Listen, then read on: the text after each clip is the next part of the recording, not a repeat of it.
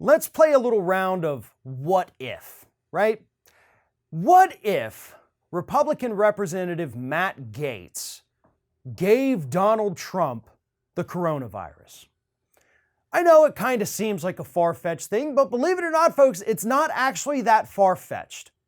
Here's what happened. Matt Gaetz, like many other Republicans, was at CPAC where he shook hands, had physical contact with the patient who has since been confirmed to have coronavirus.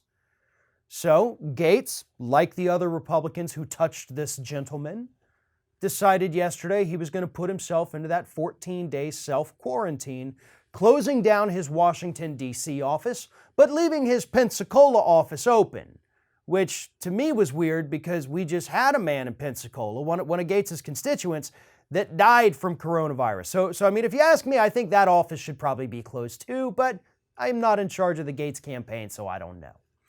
But before Gaetz went into that self-quarantine, folks, he was riding aboard Air Force One with Donald Trump.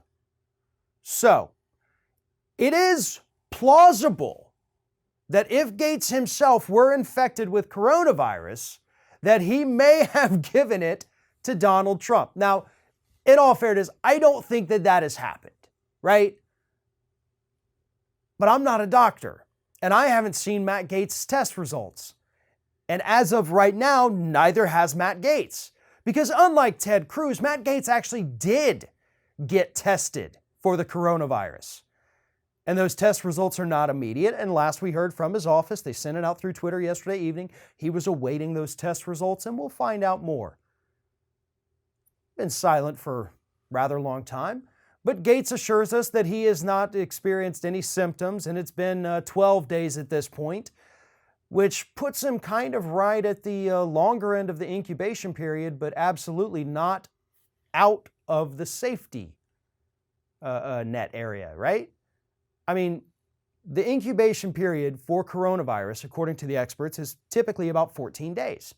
I know, again, Ted Cruz had said 5 to 6 days. I'm fine. Nah, 5 to 6 days is kind of the earliest that you would see symptoms if it hits you hard.